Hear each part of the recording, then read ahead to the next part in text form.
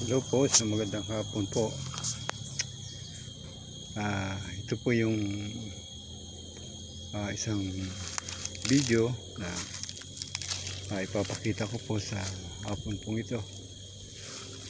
Ito po yung imported Taiwan buyo na after 3 months na pruning,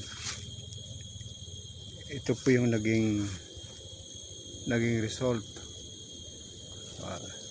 Lumapad po yung dahon, pagkatapos video gumanda na. Ayan po. So ang health benefits po ng Taiwan buyo ay pwede po siyang gamitin kung mayroon po kayong ubo, makatipon lalamunan. Pwede pong kumain kayo ng isang dahon, katapos pakiramdaman po. So pangalawa, doon po sa, kasi ito po ay herbal, yung pong tumataas yung dugo, meron pong diabetes, pwede po to, no? Pang control ng pagtaas ng dugo, pagtaas ng blood sugar, at pwede rin po itong gamitin na pangtapal doon sa mga yung kung sa Bisaya pa, yung panuhot o yung nilalamig, o di kaya sa mga batang maliliit yung inuubo, pwedeng pwedeng itapal sa kanilang dibdib, sa kanilang likod. So ito po yung health benefits na maaari pong makuha dito sa imported Taiwan buyo. So ito po, minsan na pong na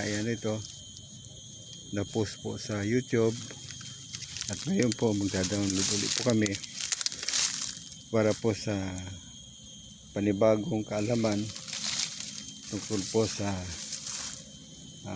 imported Taiwan buyo. Ito po ay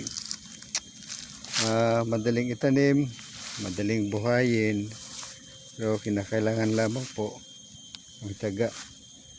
Kasi pag hindi rin po ninyo ito nasikaso, katulad po nito, medyo napabayaan, so mahina po yung pag-produce niya ng mga bagong dahon. Kapag matanda na po kasi ang dahon, katulad po nito, hindi na po ito gaano epektibo. Yan. So wala na pong wala na pong lasa, at saka hindi na po ito masarap. Pero hindi po katulad nito na medyo medyo ganito po yung kanyang kulay, medyo yellowish. Ito po ang katamtaman.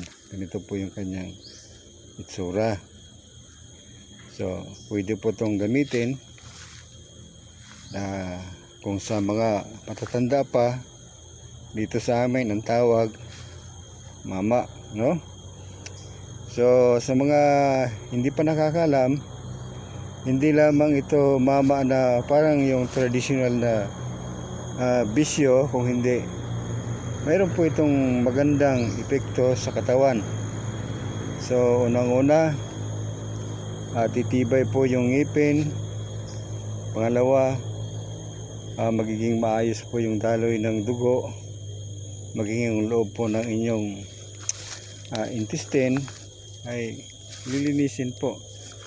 So yung regular na pagdudumi ay kaya niya pong gawin pong maayos, no? Gagawin niya pong regular. So dito po sa farm na ito, meron po kaming bagong tinatanim. So tingnan po natin.